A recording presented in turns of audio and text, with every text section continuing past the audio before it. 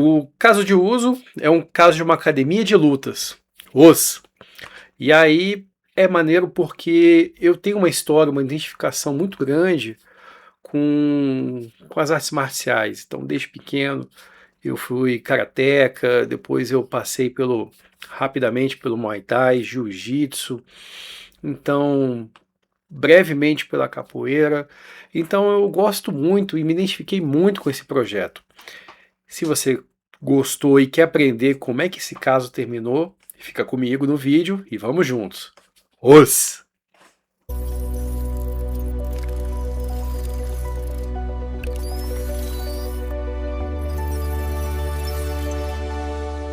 Então, pessoal, esse é um daqueles casos que quando você está começando a fazer consultorias, você aceita ou ganhar menos ou aceita trabalhar de graça para fazer um certo portfólio.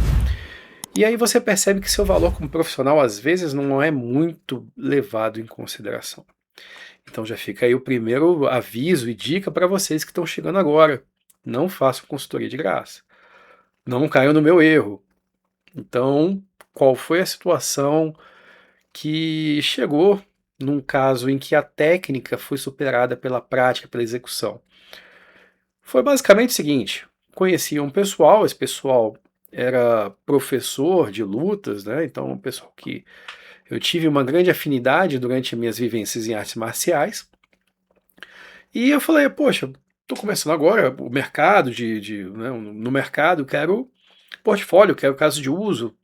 E pretendo pegar o seu caso e fazer uma consultoria completa. Então, minha proposta é desde ir para um plano de negócio até um pensamento da marca, uma proposta de valor para a sua academia e até a parte da jornada do cliente, rentabilidade. Poxa, um projeto muito bacana, sem dúvida. E aí comecei aquela fase de entrevista, né, para tentar identificar, e aí sempre começam pela entrevista, quebra-gelo, e tente identificar ali quais são as motivações do dono do negócio. É, muitas vezes os empresários eles apenas querem ganhar dinheiro, mas por trás existe bastante sonho, existe bastante vontade empreendedora. Então, o que eu quis com aquela consultoria foi ligar o sonho do empresário com uma proposta de valor, passar isso de modo comercial e que de fato gerasse ali o interesse nos alunos e, por consequentemente, o negócio dele prosperasse.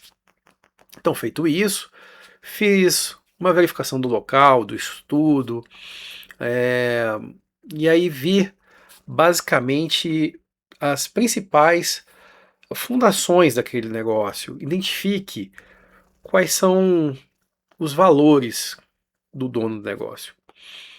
Depois eu parti para uma linha que era a estrutura, da estrutura propriamente do negócio, que é o que focava a parte entre a estratégia e o aluno. Então, seja, como é que esses alunos que chegam e permanecem nas artes marciais, quais são as motivações dele, o que faz com que esse aluno ele permaneça na, numa academia de lutas. Então, por ter uma certa vivência, para mim, a experimentação ou o cliente oculto foi muito fácil de fazer essa conexão. E depois, o outro eixo estruturante do negócio era a parte da escalabilidade do próprio negócio. Por ter amigos empresários que atuam num negócio, foi muito simples, né, perceber o risco do negócio, que o ticket médio de cada aluno da arte marcial é relativamente baixo. Então, existem academias famosas, inclusive, que o ticket é muito alto e eles acabam fazendo muito cross-selling.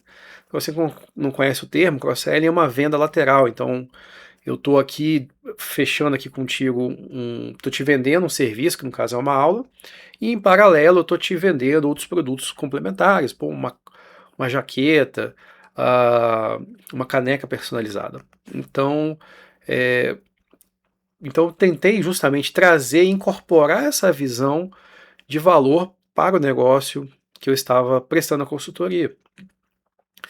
E aí, dito isso, um outro ponto que a gente deve observar muito bem, aí eu separo em 4 eixos principais, que é, primeiro, a parte do fluxo de caixa, a parte que o cliente ele percebe a parte da segurança física, que é o próprio corpo, a segurança jurídica do negócio. Então, você que está pretendendo entrar nesse mercado, você precisa saber que se o seu aluno se machucar, você tem uma responsabilidade solidária, e a própria questão da fidelização. Então, de que modo eu faço com que esse aluno permaneça? E aí, basicamente, eu busquei identificar os arquétipos que envolviam os alunos de uma academia de artes marciais. E basicamente o que motivava era o aluno faixa branca, então é onde tem a maior rotatividade. Então o aluno faixa branca é de fato o topo do funil de vendas. Enquanto os alunos que ali permanecem, eles já fazem parte, claro, da retenção. Então, ou seja, na medida com que eles são graduados, na medida com que eles recebem faixas, incentivos, eles ali estão numa fase de retenção. Então o objetivo foi basicamente identificar as principais fases que esse aluno tem na sua jornada. Então, para você que já estuda cliente, então você sabe que existe uma coisa chamada jornada do cliente. O que foi feito, né? Então, foi feita uma matriz de dores e soluções, que para cada dor que o aluno tem em uma determinada fase da sua jornada, ele tem ali uma solução para isso. Então, por exemplo, separei ali na parte de aquisição, uma outra parte de entrega inicial e uma parte de utilização contínua. E ali, em paralelo, foi visto três grandes valores que esse aluno ele tá buscando. Então ele está ali pela saúde, ele está ali pelo desenvolvimento pessoal e pela socialização, né? Então, para você que é empresário e está nesse negócio, o que você deve observar ali, basicamente, é que quem está entrando e está entrando numa visão de socialização, veja, ele está entrando ali porque ele quer ser aceito em algum lugar. Então ele está ali, poxa, para usar camiseta de um novo clube, de uma nova jornada, sabe, fazer amigos, ser parte de algo. Então, esse aluno, ele já tem uma ansiedade em entregar, sim, em integrar num grupo já coeso. Então, ou seja, as panelinhas já estão formadas e você está ali com receio de entrar lá dentro. Então, ou seja, para isso, você quebra como essa entrada, senhor empresário. Você vai entrar com um evento de socialização. Precisa fazer festas, confraternizações? Pode ser, se você tem alguma perspectiva de uma certa lucratividade, perdão. É uma linha de ação. Outra linha de ação é justamente aquela conversa na beira do tatame, chamar o aluno para conversar no meio-fio ali, no pós-treino. Então, para quem está chegando justamente nessa fase, o objetivo dele é a socialização.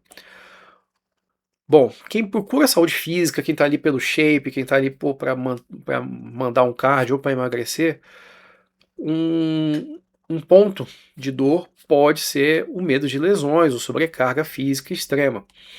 Então, poxa, eu estou ali querendo emagrecer, vou lá e me lesiono. É chato. E aí isso se torna mais difícil ainda quando você aplica alguns pacotes de fidelização. Então, o aluno está machucado, não pode treinar. Então, perceba. Então, ou seja, na entrega inicial, para esse aluno, você precisa de um programa já de iniciação desses novatos para que eles tenham menor impacto em relação aos alunos experientes. E aí, na parte da utilização contínua, esse aluno ele pode ter complicações para aplicar a defesa pessoal em situações reais. Então, ou seja, essa pessoa está ali querendo aprender uma luta para caso aconteça uma situação extrema, ela ter capacidade. Então, ou seja, ele está ali para realmente aprender a técnica. E aí, o que você pode implementar para este aluno especificamente é a solução de simular situações de luta. Eu tinha um professor, esse professor fantástico, gostava muito dele, Alexandre Bianchi. Eu tenho um antigo chefe chamado Bianco. Esse professor, ele fazia como se fosse uma certa rinha de luta. Então você ficava ali lutando entre 5 pessoas e você estava ali o tempo todo se testando em situações extremas. Então é um exemplo de como a gente vai aplicar isso de forma simulada. Um outro ponto, e esse ponto ele cabe algumas ressalvas para você que é empresário e forma algum tipo de parceria, é justamente o ponto de equilíbrio. Então, o que foi feito na época foi uma análise do payback. Eles partiram ali de um investimento inicial de negativo R$ 20.000 ou coisa assim. E eles tinham uma meta ali de entrada, né, de 15 alunos e uma base de R$ 130. E aí eles tinham custos fixos que seriam compartilhados igualmente entre eles, de um aluguel ali de aproximadamente R$ 4.000. E o que foi visto foi justamente essa dificuldade, esse fluxo de caixa mais longo, e que se as pessoas, os empreendedores muitas vezes não olham, não analisam, e aí, poxa, e aí entra com uma certa expectativa, e essa expectativa não acontece. E aí o fluxo de caixa fica exposto cada vez mais, acaba tendo tirar dinheiro da família para poder colocar no sonho. Então, é importante o fluxo de caixa, saber a previsibilidade e traçar planos de ação baseado em cenários. Exemplo, poxa, no cenário conservador, quantos alunos eu vou trazer? Se eu não trouxer esses alunos, quais as minhas metas, as minhas contramedidas para que eu traga esses alunos? Segundo ponto, moderado e no otimista. Poxa, eu abri aqui a academia no melhor ponto da cidade. Então, muitas vezes, o ponto ótimo ali da curva, né, vamos falar assim, ele está em cima do otimismo. E aí, cara, as expectativas são frustradas. Um outro ponto de criticidade que eu mapeei na época foi o próprio fluxo de caixa da academia. Então, na medida em que entravam alunos, 60% da academia de lutas, por exemplo, quando entrava, existiam dois modelos, era um modelo híbrido. Então a gente tinha os alunos de cada professor sócio, e esses alunos, né, cada professor sócio recebia o seu quinhão. Então, assim, se eu tenho 30 alunos, cara, eu pago os meus R$ 2.000, o prejuízo é teu, né? E aí, consequentemente, o que eu tenho é meu. Então, ou seja, na medida em que entram alunos e eu começo a dar aulas em espaços nobres, né, em horários nobres, vamos colocar aí que os alunos têm uma preferência de 7 horas de treino às 19 horas, 7 horas da noite. Então, na medida que eu marco esse horário, começa a ter um certo canibalismo entre os professores. Então, isso foi visto, foi apontado, uma grande chance de edição interna. Então, ou seja, havia um grande risco no aspecto político da própria academia. E aí, ainda tinha uma margem, né, então a academia não fica girando o tempo todo com os mesmos professores, de arrumar professores parceiros. E aí era um modelo de 60% para a academia e 40% para o professor parceiro. E aí vejam, no momento em que eu vou sublocar esse negócio, então, ou seja, eu estou colocando ali professores, né, para dar aula, vejam que eu tenho dois clientes agora. Eu tenho os meus alunos e tenho professores parceiros. E veja, quando eu tenho dois clientes diferentes, dois públicos-alvos, eu tenho valores também distintos para cada público. Um exemplo, na medida que eu tenho um professor parceiro, e esse professor parceiro ele está ali, qual o valor para esse professor parceiro? Se torna a academia em bom estado, o saco de boxe que tem que estar em excelentes condições, marketing regular da academia. Então esses pontos eles acabam ali refletindo diretamente na atratividade de professores parceiros. E esses professores parceiros, de igual modo, trazem 30 alunos, e esses 30 alunos, 40% acaba sendo a apropriação da academia. Eles montaram ali como algumas estratégias, né? A questão da utilização de bolsistas, utilizar bolsistas como mão de obra. Então, ou seja, pô, vou dar aqui pro aluno uma bolsa de treino, ele vai treinar comigo, ele vai ganhar competições corrigindo, tá? Ele vai ganhar inscrições em competições e ele vai trabalhar para mim. Tá? Então, veja, então colocando esse funcionário nessa função, você já começa a ter um problema de qualidade na mão de obra na conversão de vendas. Então você não está ali com uma pessoa qualificada para executar as vendas, para fazer um mínimo de controle de vendas. Então, ou seja, recebi aqui 10 pessoas e atendi um, perdi dois, enfim, mas você não tem isso. Risco financeiro, que já foi apontado anteriormente, que é a questão predatória, né, o canibalismo. Outro ponto era o risco legal e compliance. Então, você tinha ali que a conta ficaria especificamente dentro de uma única pessoa gerindo, e uma conta pessoal sendo misturada com a MEI, então, ou seja, a empresa não queria abrir um CNPJ no nome da nova academia, então isso foi apontado para os sócios, e os riscos operacionais, então, ou seja, aquela questão de problemas envolvendo os próprios alunos, treino, como é que fica a responsabilidade desses professores? E aí ficou a dúvida, você está fazendo ali uma declaração de atividade física, uma aceitação do risco? Então isso foi colocado de modo muito elegante para os sócios. Foi colocado ainda, né, uma questão de escalabilidade dessa academia de lutas. Então o primeiro grande desafio que foi colocado para eles era a parte do compliance, uma parte de uma reestruturação do modelo, então seria um modelo em que os sócios não teriam essa parte da receita misturada, então, ou seja, não teria risco de canibalismo, somos todos uma só marca. E aí tem um outro parênteses que eu vou abrir logo em seguida. E a parte da escalabilidade e comunidade. Então, ou seja, eu me estabeleci num novo lugar, você tinha ali um oceano azul, e, por consequência, você pode ter uma estratégia de ampliação. Como é que você faria isso? Aí foi proposto como visita a escolas, né? Então você, né, além da publicidade de marketing digital, que hoje em dia talvez seja uma das questões mais óbvias que a gente fala aqui enquanto criadores de conteúdo, é justamente você estar de fato presente nessas praças. Então, ou seja, você também precisa ser feed digital, então, ou seja, tanto físico quanto digital. Você precisa ter uma presença, né, seja inicialmente panfletagem, fazer aquela coisa do caldeirão, né, aumentar a expectativa, em breve uma academia de lutas para te atender, então isso tudo passou, né, como parte de uma estratégia de marketing que foi elaborada. E por que esse negócio não deu certo? E vejam, foi um dos trabalhos mais divertidos que eu trabalhei, foi realmente muito fora da curva esse trabalho, mas não deu certo por algumas razões, e aí eu vou elencá-las.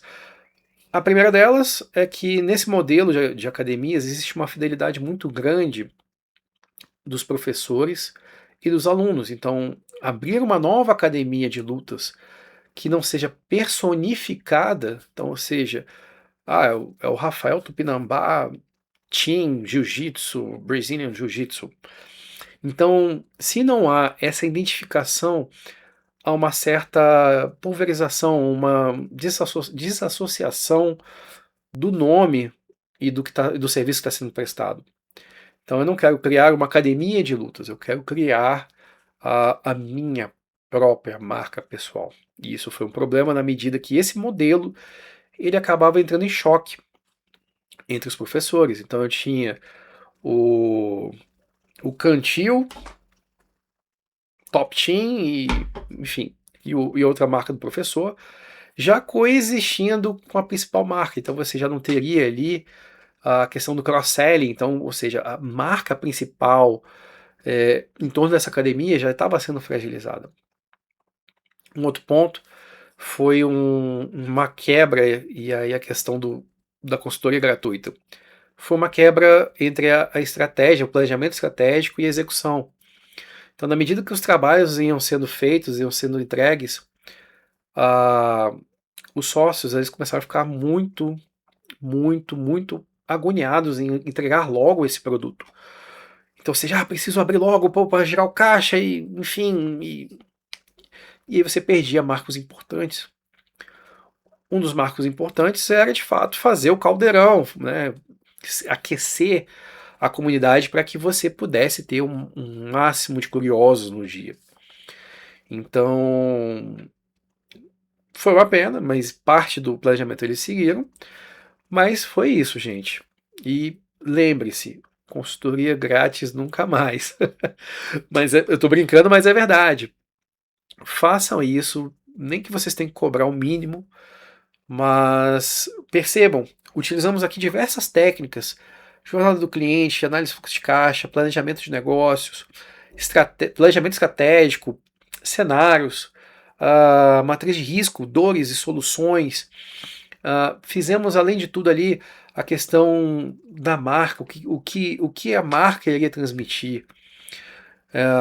Então as cores preto e branco, a questão da honra, sabe? Então isso tudo, todos esses valores, né, essa identificação dos pilares fundamentais do negócio foram feitas. E aí, na prática, você acabou atropelando a estratégia. Então fica aí esse ensinamento, essa reflexão. Espero que vocês tenham gostado do vídeo. Se gostou, curta, compartilhe e comente aqui nos comentários o que você faria de diferente nessa situação. É isso, gente. Muito obrigado e até mais.